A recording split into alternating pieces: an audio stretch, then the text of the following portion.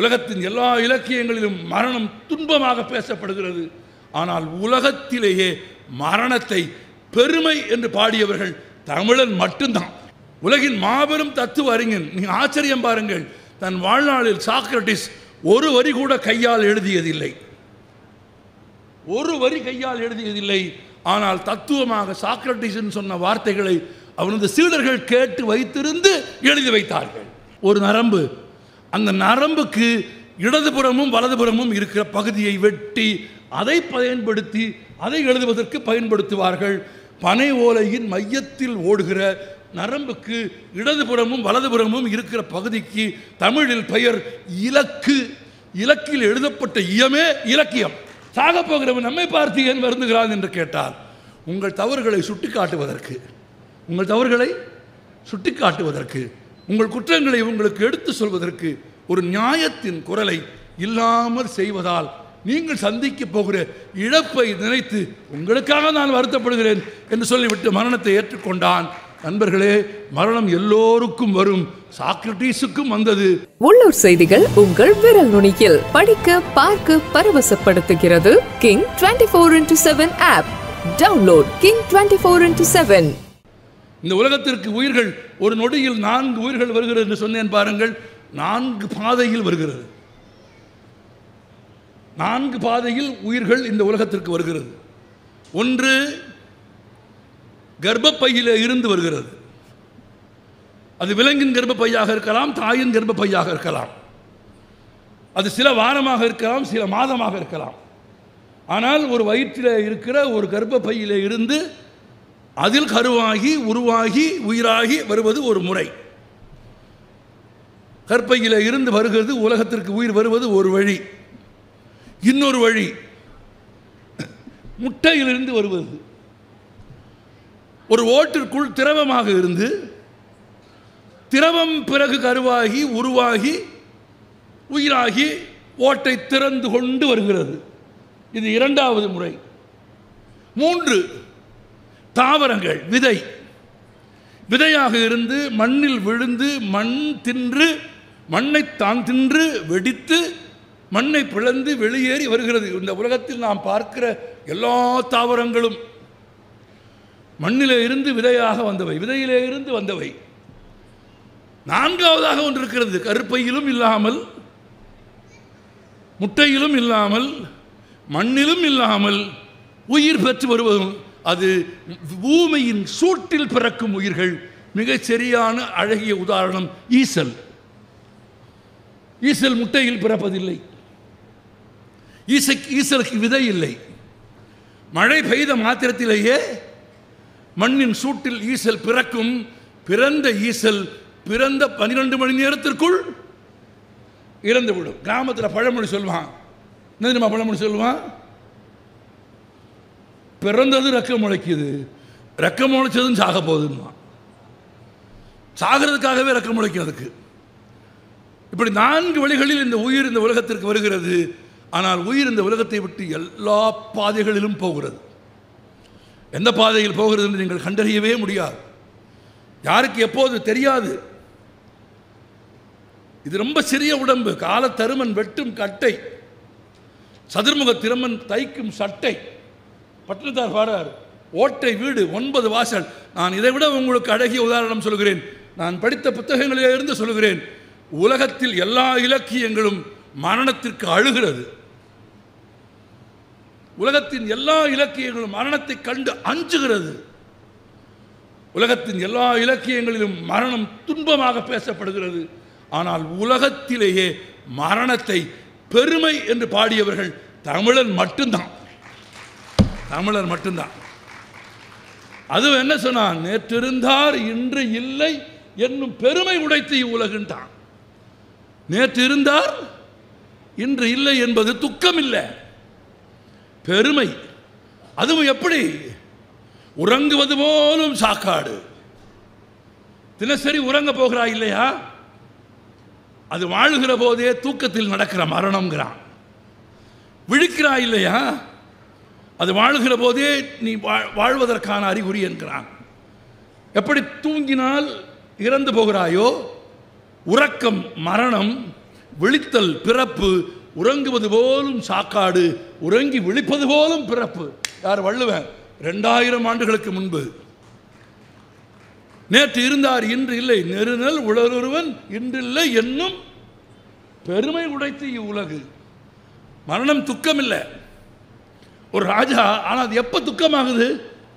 என்ன இப்படி சொல்லிட்டீங்க? எப்போ துக்கம் ஆகும்? எப்போ ஆகும்? ஒரு ராஜா போய் ஒரு துறவியை தேடி போனான். மந்திரி சொன்னான், பக்கத்து காட்டில் ஒரு துறவி வந்திருக்காரு, அவர் மக்களுக்கெல்லாம் நல்லா வரம் கொடுக்குறாரு. ராஜா நேராக போனான், போய் கும்பிட்டான். நான் அரசன். சரி, என்ன வேண்டும்? ஏதாவது வரம் கொடுங்க அப்படின்னா. துறவி மேலே எங்களையும் பார்த்தார். உன் தகப்பன் முதலில் சாவான், அதற்கு பிறகு நீ சாவாய், அதற்கு பிறகு உன் மகன் சாவான்னு சொன்னான். யார் சொன்னது? துறவி. ராஜாவுக்கு கோபம் வருமா வராதா? வருமா வராதான்னு சொல்லுங்க. ராஜா கோபம் வந்துருச்சு. ஏன் வரம் கேட்டேன்? ஒரு பெரிய மனுஷன் உன்னை தேடி வந்து வரம் கேட்குன்னு கேட்டா, உங்கள் அப்பன் சாவான், நீ சாவ, உன் மகன் சாவான்னு சொல்றியே, இதுக்கு பேர் வரமான்னு கேட்டபோது முனிவன் சொன்னான், திரும்ப நான் கொடுத்த வரத்தை யோசித்து பார். முதலில் உன் தகப்பன் சாவான், பிறகு நீ சாவாய், பிறகு உன் மகன் சாவான் என்றால் உன் குடும்பத்தில் மரணம் வரிசை தப்பி வராது. சரியா? நீ இருக்கும்போதே உன் குழந்தை செத்து போக மாட்டான். உன் தந்தை உயிரோடு இருக்கும்போதே நீ இறந்து புத்திர சோகத்தை உன் தந்தைக்கு கொடுக்க மாட்டாய். உன் குடும்பத்தில் மரணம் வரிசையாக வயதின் அடிப்படையில், மூப்பின் அடிப்படையில் வரும். முதலில் உன் தந்தை போவான், பிறகு நீ போவாய், பிறகு உன் மகன் போவான் என்றால் அது வரமா சாபமா? வரம். நண்பர்களே, மரணம் துன்பம் அல்ல, வரிசை தப்பிய மரணம் துன்பம். வரிசை தப்பிய மரணம் துன்பம். வரிசை தப்பிய மரணத்தையும் எதிர்கொள்ள முடியுமா? முடியும். எதிர்கொண்டவர்கள் உண்டா? உண்டு. அறிவு இருந்தால், வாசிப்பு இருந்தால் மனிதர்களால் மரணத்தை எதிர்கொள்ள முடியுமா? முடியும். அப்படி எதிர்கொண்டவர்கள் உலக வரலாற்றிலே உண்டா? உண்டு. எல்லா மரணமும் ஒன்றில்லை, எல்லார் மரணமும் ஒன்றில்லை. நான் இறக்கப் போவதை அறிந்து கொண்டான் ஒருவன். ஒரு புத்தகம் தான் இதை பேசுகிறது. கிறிஸ்து பிறப்பதற்கு 399 ஆண்டுகளுக்கு முன்பு ஒரு பிப்ரவரி மாதம் 15ஆம் தேதி, பாருங்க, எழுத்து இருந்தால், புத்தகம் இருந்தால் இறந்த காலத்திற்கு எவ்வளவு எளிதாக போக முடிகிறது என்று பாருங்கள். 2399 ஆண்டுகளுக்கு முன்பு ஒரு பிப்ரவரி மாதம் 15ஆம் தேதி என்ன நடந்தது என்பதை ஒருவன் எழுதி வைத்திருக்கிறான். மொழி இருப்பதாலே தான் உனக்கும் எனக்கும் இறந்த காலம். மொழி இல்லாவிட்டால் நமக்கு இறந்த காலமே கிடையாது. யாரவன்? சாக்ரட்டிஸ், உலகின் மாபெரும் தத்துவ அறிஞன். நீங்கள் ஆச்சரியம் பாருங்கள், தன் வாழ்நாளில் சாக்ரட்டிஸ் ஒரு வரி கூட கையால் எழுதியதில்லை. ஒரு வரி கையால் எழுதியதில்லை. ஆனால் தத்துவமாக சாக்ரட்டிஸ் சொன்ன வார்த்தைகளை அவனது சீடர்கள் கேட்டு வைத்திருந்து எழுதி வைத்தார்கள். 80 ஆண்டுகள் வாழ்ந்த புத்தன், சித்தார்த்த கௌதம புத்தன், தன் கையால் ஒரு வரி எழுதியது கிடையாது. ஆனால் புத்தன் பேசியதை எல்லாம் அவன் சீடர்கள் அருகிருந்து கேட்டு புத்தகங்களில் எழுதி வைத்தார்கள்.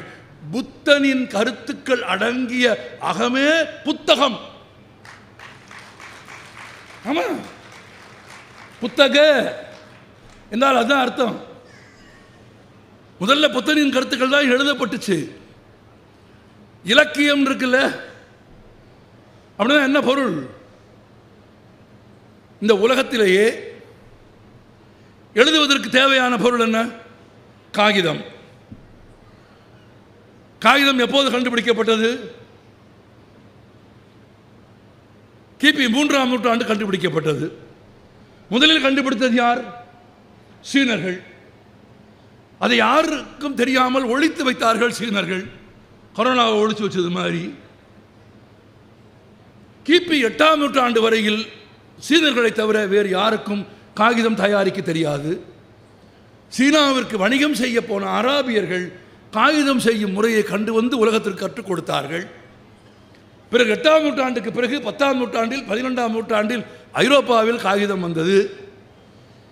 19ஆம் நூற்றாண்டில் ஆங்கிலேயர்கள் வருகிற வரையில் அல்லது 18ஆம் நூற்றாண்டில் ஆங்கிலேயர்கள் வருகிற வரையில் தமிழர்கள் எழுதுவதற்கு காகிதத்தை பயன்படுத்தவில்லை. ஆனால் உலகத்தில் யாருமே பயன்படுத்தாத ஒன்றை தமிழர்கள் பயன்படுத்தினார்கள். அது என்ன? உறக்க சொல்லுங்கள். ஓலைச்சுவடிகள். ஓலையிலே தமிழர்கள் எழுதினார்கள். எந்த ஓலை? பனை ஓலை.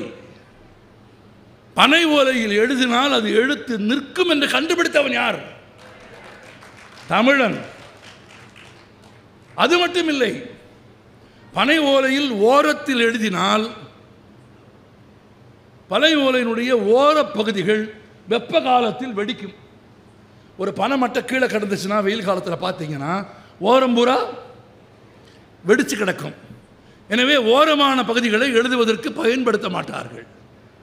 எந்த பகுதியை பயன்படுத்துவார்கள்? நடுவில் நரம்பு ஓடுது பாருங்க, ஒரு நரம்பு.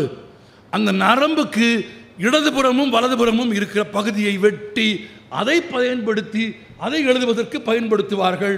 பனை ஓலையின் மையத்தில் ஓடுகிற நரம்புக்கு இடதுபுறமும் வலதுபுறமும் இருக்கிற பகுதிக்கு தமிழில் பெயர் இலக்கு. இலக்கில் எழுதப்பட்ட இயமே இலக்கியம். 2000 ஆண்டுகள் எழுதி காப்பாற்றிருக்கான் தமிழன். இதில் கடல் கொண்டது போக, கரையான் தின்றது போக, ஆற்றுல தூக்கி போட்டது போக, அடுப்பில் போட்டது போக, எரிச்சது போக, தின்னது போக, இவ்வளவு போக மிச்சமே இன்னும் உலகத்தில் எல்லாம் இவ்வளவு இல்லை. அவ்வளோ நம்மகிட்ட இருக்கு. நம்மவர்கள் பனை ஓலையில் எழுதி கொண்டிருந்த காலத்தில் சாக்ரட்டிஸின் கருத்துக்களை கிரேக்கர்கள் எதில் எழுதினார்கள்? மாட்டு விலங்குகளின் தோலில் எழுதினார்கள், மிருகங்களின் தோலில் எழுதினார்கள், கல்லில் எழுதினார்கள், உலோக பட்டயங்களில் எழுதினார்கள். சாக்ரட்டிஸின் கடைசி நிமிடங்களை, மரணத்தை சாக்ரட்டிஸ் எப்படி சந்தித்தான் என்பதை பக்கத்திலே இருந்து பார்த்த சாக்ரட்டிஸின் மாணவன் பிளேட்டோ ஒரு புத்தகமாக எழுதினான். இந்த புத்தகத்தின் பெயர் தி அபாலஜி. 2399 ஆண்டுகளுக்கு முன்பு ஒரு பிப்ரவரி மாதம் 15ஆம் தேதி சாக்ரட்டிஸுக்கு அன்றைய அரசாங்கம் கொடுத்த தண்டனை என்ன தெரியுமா? ஒரு கோப்பை விஷத்தை அருந்தி சாக வேண்டும். ஒரு கோப்பை விஷம், ஒரு கோப்பை நிறைய விஷம். அந்த விஷத்திற்கு பெயர் கோணியம். அந்த விஷத்துக்கு ஒரு சிறப்பு உண்டு. அந்த விஷம் சாப்பிட்ட உடனேயே இதயத்தை நிறுத்தாது. கோணியம் என்கிற இப்பவும் இருக்கு அந்த விஷம். கோணியம் என்கிற அந்த விஷத்தை நீங்கள் அருந்தினால் அது உடலுக்குள் போய் இரத்தத்தில் கலந்து இருதயத்தை, மூளையை தாக்காது. மாறாக தாழ்வான பகுதியை நோக்கி அந்த விஷம் விரைந்து போகும். அப்படியானால் என்ன? கால்களை நோக்கி போகும். கால்களை நோக்கி போய் கொஞ்சம் கொஞ்சமாக கால்களை மரத்து போக செய்யும், உயிர் இழக்க செய்யும். செய்த தவறுக்காக மண்டியிட்டு மன்னிப்பு கேட்குமாறு சாக்ரட்டிஸை நீதிமன்றம் கேட்டுக்கொண்டது. சாக்ரட்டிஸ் மறுத்தான். மரணம் வரும் என்று தெரிந்தும் மறுத்தான். ஏன் கோணியம் கொடுத்தார்கள் தெரியுமா? நீ மண்டியிட மறுத்தா இல்லையா? இப்ப விஷம் எங்கே போகும்? கால்களுக்கு போகும். உன்னால் என்ன செய்ய முடியாது? நிற்க முடியாது. என்ன செய்வாய்? மண்டியிடுவாய். எங்கள் முன்பு மண்டியிட்டு மன்னிப்பு கேட்க முடியாத உனக்கு ஒரு விஷம் கொடுத்து உன்னை மண்டியிடச் செய்து அதை நாங்கள் பார்த்து பிறகு நீ இறந்து போவதை நாங்கள் பார்ப்போம் என்று அந்த நீதிபதிகள் முடிவெடுத்தார்கள். ஆனால் நண்பர்களே, பெரியோர்களே, நினைவில் வைத்துக் கொள்ளுங்கள், சாக்ரட்டிஸ் இறந்து போக வேண்டும் என்று தீர்ப்பெழுதிய நீதிபதிகளின் பெயர் வரலாற்றில் இல்லை. மரணத்தை மகிழ்ச்சியோட்டு கொண்ட சாக்ரட்டிஸின் பெயர் வரலாற்றில் இருக்கிறது. அப்படியே இருக்கு. இன்றைக்கும் உலகத்தில் ஒரு வரி கூட கையால் எழுதாத சாக்ரட்டிஸின் புகழ். விஷத்தை குடிக்க சொல்லிட்டான். பிப்ரவரி 15 கிமு 399 மாலை 5 மணிக்கு விஷம் அருந்த வேண்டும். சாக்ரட்டிஸ் சொன்னான் அந்த பணியாளை பார்த்து, நீதானே எனக்கு விஷயம் கொடுக்க போகிறாய்? ஆம், கொண்டு வா. இல்லை, மாலை 5 மணிக்கு தர வேண்டும் என்ற கட்டளை. இல்லை இல்லை, ஏன் தாமதப்படுத்துகிறாய்? கொண்டு வா, நான் குடிக்கிறேன். மரணத்தை சாக்ரட்டிஸ் எதிர்கொள்ள தயாராக இருந்தான். நண்பர்களே, அன்றைக்கு இறந்து போனது, மரணம் அடைந்தது சாக்ரட்டிஸ் அல்ல. இறந்தது, மரணமடைந்தது சாக்ரட்டிஸின் புகழ் அல்ல. தத்துவ ரீதியாக கேள்வி கேட்ட ஞானத்தை உருவாக்கிய சாக்ரட்டிஸின் சிந்தனையை சிறைப்படுத்தி அவன் மண்டியிட வேண்டும் என்று தீர்ப்பு எழுதிய நீதிபதிகள் தான் இறந்து போனார்கள். விஷம் குடித்தது சாக்ரட்டிஸ், செத்து போனது நீதிபதிகள். கொண்டு வர சொன்னான் கோப்பையை. குறிப்பிட்ட நேரத்திற்கு முன்பாகவே அருந்தினான். அருந்தியது மட்டும் சாக்ரட்டிஸின் சிறப்பு இல்லை. அருந்துவதற்கு முன்னால் சொன்னான், அக்கீலியஸுக்கு நான் 1 காசு பணம் தர வேண்டும், பாக்கி வைத்திருந்தேன். என் நண்பனே, அதை நீ கொடுத்து விடுவாயா என்று கேட்டான். ஏனென்றால் அந்த தத்துவ மேதை தான் ஒரு கடன்காரனாக சாவதை விரும்பவில்லை. நண்பனே, அக்கீலியஸுக்கு தர வேண்டிய 1 காசு பணம் தந்து விடுவாயா? தந்து விடுவேன். மகிழ்ச்சியாக 1 கோப்பையை அருந்தினான். அருந்திய பிறகு அவனை நடக்க சொன்னார்கள். அவன் நடந்தான். நடக்க நடக்க விஷம் கால்களுக்கு இறங்கியது. ஒரு கட்டத்திற்கு பிறகு அவனால் நடக்க முடியவில்லை. மண்டியிட்டான். ஆனால் மண்டியிட்டு விட்டு சாக்ரட்டிஸ் அந்த நீதிபதிகளை பார்த்து சொன்னான், நான் உங்களுக்காக வருந்துகிறேன். அவர்களுக்கு வியப்பு. சாக போகிறவன் நம்மை பார்த்து ஏன் வருந்துகிறான் என்று கேட்டார். உங்கள் தவறுகளை சுட்டிக்காட்டுவதற்கு, உங்கள் தவறுகளை சுட்டிக்காட்டுவதற்கு, உங்கள் குற்றங்களை உங்களுக்கு எடுத்து சொல்வதற்கு ஒரு நியாயத்தின் குரலை இல்லாமல் செய்வதால் நீங்கள் சந்திக்க போகிற இழப்பை நினைத்து உங்களுக்காக நான் வருத்தப்படுகிறேன் என்று சொல்லிவிட்டு மரணத்தை ஏற்றுக்கொண்டான். நண்பர்களே, மரணம் எல்லோருக்கும் வரும். சாக்ரட்டிஸுக்கும் வந்தது. ஆனால் உடம்போடு உயிருடைய நட்பை உணர்ந்த சாக்ரட்டிஸ் மரணத்தை வென்று வாழ்கிறான். வாழ்கிறானா இல்லையா? ரொம்ப கிறிஸ்து பிறப்பதற்கு முன்பு சொன்ன உதாரணத்தை விட்டு விடுங்கள். மிக நெருக்கமான ஒரு உதாரணம் சொல்கிறேன். 1948 ஜனவரி 30 மாலை 5 மணி. யார் யார் 1948 ஜனவரி 30 மாலை 5 மணிக்கு கொல்லப்பட்டது யார்? காந்தியடிகள். கொல்லப்படுவதற்கு முதல் நாள் கத்தியவாரில் இருந்து 2 பேர் சந்திக்க வருகிறார்கள் காந்தியை. நிகழ்ச்சி நிரலில் அவர்கள் பெயர் இல்லை. நிகழ்ச்சி நிரலில் பெயர் இல்லாவிட்டால், சந்திப்பதற்கான முன்னேற்பாடு இல்லாவிட்டால் காந்தி சந்திக்க மாட்டார். காந்தி சொல்லிவிட்டார், இன்றைக்கும் நாளைக்கும் அவர்களை சந்திக்க முடியாது. அவர்கள் அங்கிருந்து வந்து விட்டார்கள், காத்திருந்து உங்களை பார்த்து விட்டு போவார்கள். காந்தி சொன்னார், அவர்கள் காத்திருக்கட்டும், நாளை மறுநாள் வேண்டுமானால், அதாவது ஜனவரி 31ஆம் தேதி வேண்டுமானால் அவர்கள் என்னை பார்த்து கொள்ளட்டும், நான் உயிரோடு இருந்தால் என்றார். நான் உயிரோடு இருந்தால் தான் கொல்லப்பட போகிறோம் என்பதை காந்தி தெரிந்து வைத்திருந்தார். அவர் இப்படியே சொன்னார், வயது ஏறி நோய் வந்து முதுமை வந்து நான் இறந்து போவதை நான் விரும்பவில்லை. மாறாக ஒருவனின் தோட்டா என் திறந்த மார்புகளை துளைக்கும் போது அவன் மீது பகைமை இல்லாமல் என் கடவுளின் பெயரை சொல்லிக்கொண்டு இறந்து போனால் நான் மகிழ்ச்சி அடைவேன் என்று சொன்னார். அது நடந்ததா நடக்கவில்லையா?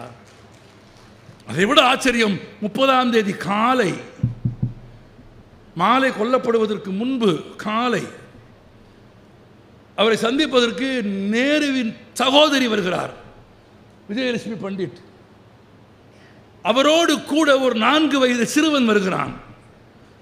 இந்த சிறுவன் வேறு யாரும் இல்லை, ராஜீவ் காந்தி. 4 வயது ராஜீவ் காந்தியை தன்னோடு அழைத்து கொண்டு வருகிறார் விஜயலட்சுமி பண்டிட். காந்தியை பார்த்த மாத்திரத்தில் தன் கையில் இருந்த பூக்களை காந்தியின் கரங்களில் கொடுக்காமல் 4 வயது குழந்தை ராஜீவ் காந்தி காந்தியின் கால்களில் அதை வைத்து வணங்கினார். குழந்தையை அரவணைத்து மடியில் அமர்த்தி கொண்டு காந்தி சொன்னார், இறந்தவர்களுக்குத்தான் இப்படி செய்வார்கள், இறந்தவர்களுக்குத்தான் இப்படி செய்வார்கள். எனில் நான் இறந்து போவேன் என்பது 10 நாளைக்கு முன்பு அவருக்கு தெரியும். பேட்டியே கொடுக்கிறார், பேட்டி கொடுக்கிறார். என்ன தெரியுமா சொல்கிறார்? ஒரு கொலைகாரன் நான் இந்த உலகத்தில் வாழ்வதா இல்லையா என்பதை தீர்மானிக்க முடியாது. நான் காந்தியின் வார்த்தைகளில் சொல்ல விரும்புகிறேன். காந்தி மிகச்சிறந்த எழுத்தாளர். A killer cannot decide my fate என்று காந்தி சொன்னார். காந்தி சாதாரணமான மனிதர் இல்லை. இன்றைக்கு உலகம் முழுவதும் காந்தி கொண்டாடப்படுகிறார். உலகம் முழுவதிலும் உலகத்தின் அரசியலில், உலகத்தின் போர்களுக்கு நடுவே, பகைமைகளுக்கு நடுவே எதிரியாக எவனையும் கருதாமல், எவனுடைய உயிருக்கும் ஒரு துளி ரத்தம் கூட சிந்தாமல், கருணையால், அகிம்சையால் இந்த உலகத்தை வெல்ல முடியும் என்று நம்பியவர் ஒருவர் உண்டென்றால் அது காந்தி. 80 மாதங்கள் சிறையில் இருந்திருக்கிறார் காந்தி. இன்னைக்கு காந்தியை பகடி பேசுவதற்கும் கேலி பேசுவதற்கும் சிலர் முயற்சிக்கிறார்கள். முடிந்தால் காந்தியின் மீது ஒரு திரை போட்டு மறைக்க முயற்சிக்கிறார்கள். பெரும் சுவர் எழுப்பினாலும் அதையும் கடந்து காந்தி காட்சி அளிப்பார் என்பது காந்தியின் சிறப்பு. 80 மாதங்கள் சிறையில் இருந்தார். 72 மாதங்கள் இந்திய சிறைகளில், 8 மாதங்கள் தென்னாப்பிரிக்க சிறையில். தன் வாழ்க்கையில் பல ஆண்டுகளை சிறையில் கழித்தவர் காந்தி. ஜனவரி 20ஆம் தேதி காந்தி சொன்னார், A killer cannot decide my life. ஒரு கொலைகாரன் நான் இந்த உலகத்தில் வாழ்வதா இல்லையா என்பதை தீர்மானிக்க முடியாது. நான் நம்புகிற என் ராமன் தீர்மானிப்பான்.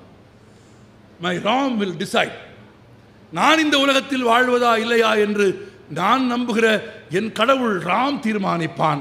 அடுத்த வரி காந்தி சொன்னார், என் பணி இந்த மண்ணில் முடிந்து விட்டது என்று அவன் கருதினால் அவன் என்னை எடுத்துக்கொள்வான்.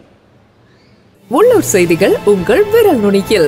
200 கோடி பார்வையாளர்களை கடந்து கிங் 24x7 ஊடகம் செய்தி, பொழுதுபோக்கு, உடல் நலம், தன்னம்பிக்கை, வேலை வாய்ப்பு, சினிமா செய்திகளை படிக்கவும் பார்க்கவும் பரவசப்படுத்தவும் ஒருங்கிணைந்த செயலியை அறிமுகப்படுத்துகிறது. Download King 24x7.